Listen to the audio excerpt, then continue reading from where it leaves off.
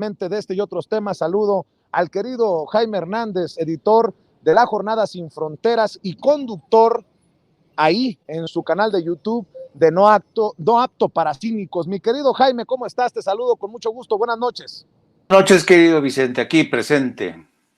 ¿Cómo ves estas reuniones de alto entendimiento? Dice John Kerry, por casi 5 horas reunidos en Palacio Nacional.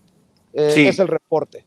Mira, todavía nadie ha entrado en detalle de lo discutido esta tarde-noche durante efectivamente 5 horas, pero el lenguaje empleado por el enviado especial John Kerry sugiere que van a entrar en la especificidad, si se puede decir, de los contratos que hay, sobre todo con empresas de Estados Unidos, y qué qué empresas pueden verse afectadas por la reforma eléctrica que ha propuesto el presidente. Hay que tener en cuenta, Vicente, que previo a este encuentro con el presidente en Palacio Nacional, John Kerry se reunió con Marcelo Ebrard en Qatar y también adelantaron parte de la agenda de la negociación que se desahogó, fue bastante extensa, y quien es responsable para América del Norte,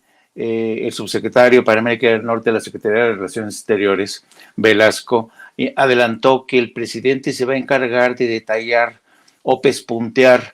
Mañana, supongo, en la conferencia mañanera el presidente va a dar más detalles de lo detallado, pero no cabe duda que yo creo que porque la versión, como siempre suele ocurrir, es que este grupo de empresarios encabezados por John Kerry te venían con la intención de hacerle manita de puerco al presidente, pero el presidente desde la mañanera ya había dictado más o menos cuál iba a ser el tono de las negociaciones y del diálogo. Les dijo prácticamente por adelantado: nosotros les vamos a dar ideas, les vamos a decir dónde pueden invertir. Por ejemplo, vamos a necesitar la creación de parques industriales en la zona del Istmo tras la conclusión de los trabajos de la refinería de Dos Bocas. En fin, yo creo que el presidente de México y el gabinete de energía y economía llegaron a la mesa de negociaciones con propuestas concretas, pero tampoco cerrados al diálogo. Yo creo que aquí la máxima del presidente, que de alguna manera yo creo que es un viejo principio de negociación. Siempre hay que acudir a una mesa de negociación esperando sacar el 100% de lo esperado, pero ya sabemos que en cualquier negociación es muy difícil alcanzar el 100% de tus exigencias.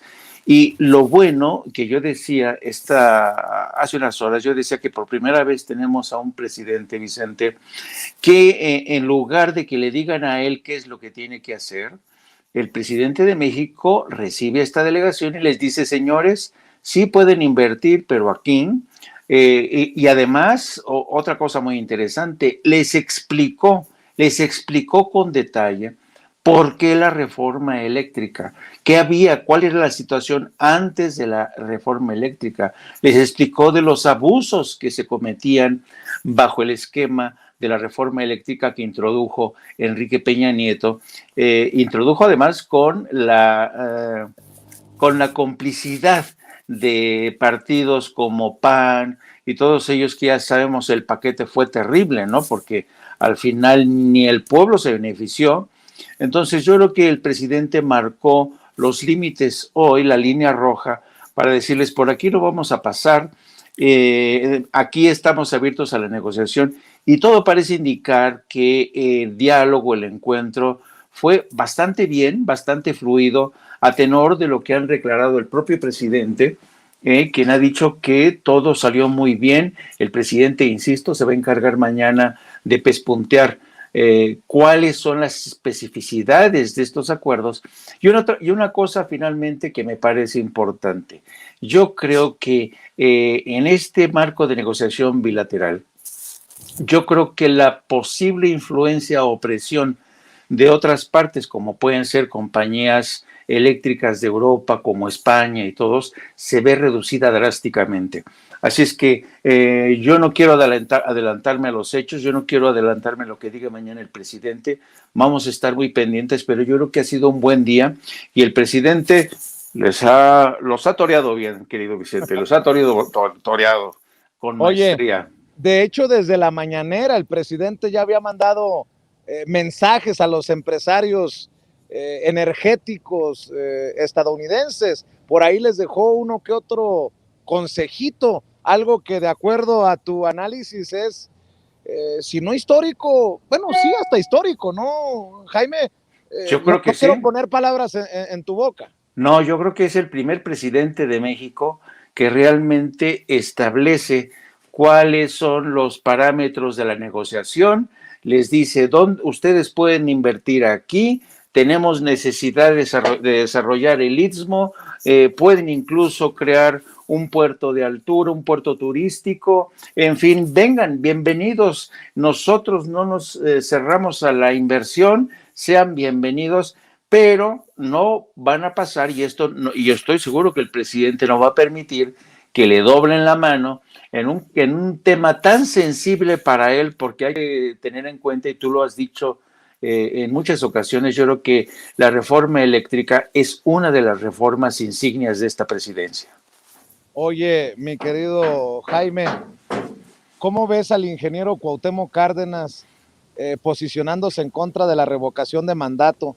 Ya la verdad, pues nada más me toca rascarme la cabeza y decir, carambas, pues lo entendería de un panista, pero el ingeniero Cuauhtémoc Cárdenas diciendo que sería o que es un ejercicio que no vale la pena, a pesar de que reconoce que es importante que esté en la Constitución, pero que en este momento histórico, la verdad, a veces ya no entiendo a personajes como el ingeniero Cuauhtémoc Cárdenas. Mira, una primera aproximación al caso de Cuauhtémoc Cárdenas. Es muy fácil decir que es un ser mezquino y que sigue teniendo esta envidia inveterada hacia Andrés Manuel López Obrador. Digamos, sería una primera forma de aproximarse al tema, pero yo creo que esto tiene algo de más calado.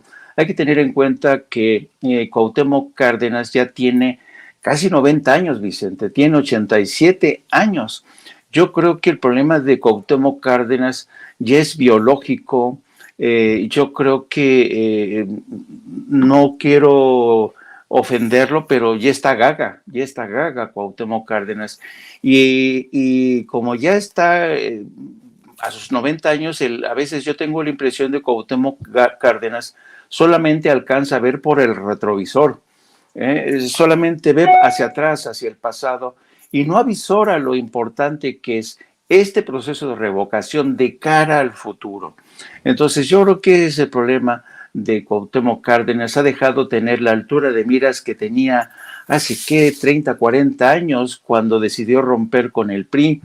Yo creo que alguna vez, platicando yo con Octavio Paz, yo hablaba de este proceso de envejecimiento biológico y yo le decía a Octavio Paz, porque también Octavio Paz a veces mostraba unas posiciones tan conservadoras que sorprendían a mucha gente que lo habían conocido en su juventud. Y yo le decía a Octavio Paz, tengo la impresión, don Octavio, que usted es de culo conservador y cabeza liberal, ¿no?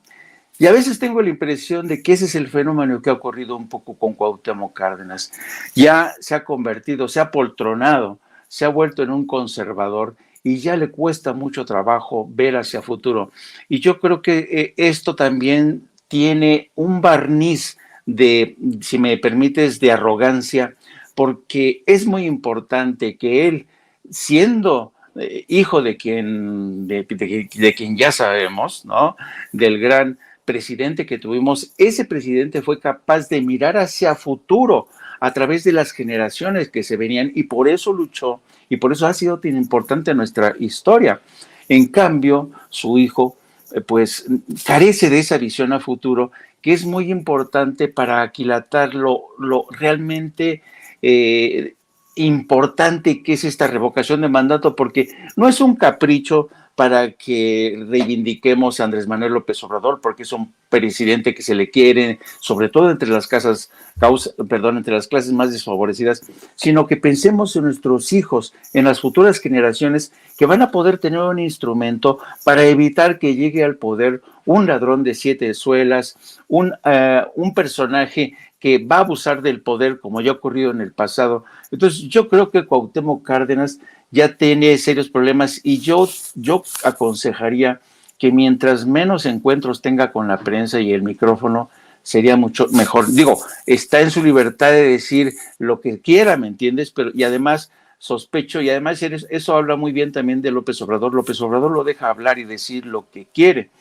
Pero en el caso de Cuauhtémoc Cárdenas hay que salir al paso, y yo lo hago diciendo, bueno, es lamentable que Cuauhtémoc Cárdenas, habiendo hecho tanto por la política, por la renovación del PRI, ahora se niegue a trabajar a favor de la regeneración de la clase política mexicana. Pues vaya cosa, fuimos del Cárdenas que le apostó al pueblo, el general Lázaro Cárdenas del Río, que se apoyó en el pueblo para la expropiación petrolera y por el pueblo lo hizo, al Cárdenas que dice que la revocación del mandato es un ejercicio inútil, yendo precisamente en contra del pueblo. Esa es mi lectura, con mucho respeto lo digo y me sostengo. Mi querido Jaime Hernández, ¿por qué no cerramos invitando a la gente para que te siga en tu canal de YouTube, para que te apoye en tu canal, en tu cuenta de Twitter y obviamente que está al pendiente de la cobertura que hacen en la Jornada Sin Fronteras? Sí, querido Vicente, todos los días estamos de las 14 horas a las 15:30 horas en nuestro programa de No Apto para Cínicos. Les pedimos que se apunten, suscríbanse, denle la campanita para que se les notifique el inicio del programa, y también les invitamos para que nos sigan en nuestra sección de la Jornada Sin Fronteras, donde estamos todos los días haciendo análisis, reflexión de estos desplazamientos, de estos refugiados que huyen de la guerra en Ucrania y en otras partes del mundo, guerras olvidadas ya en todo el mundo. Y también les pido que nos siga a través de nuestras redes sociales, de la cuenta @Jaime Yourno o Jaime Journo. Muchísimas gracias, querido Vicente. Gracias por tu generosidad y nos vemos mañana. Claro que sí, nos vemos mañana. Muchas gracias, mi querido Jaime. Buenas noches. Jaime Hernández hablando con nosotros sin censura.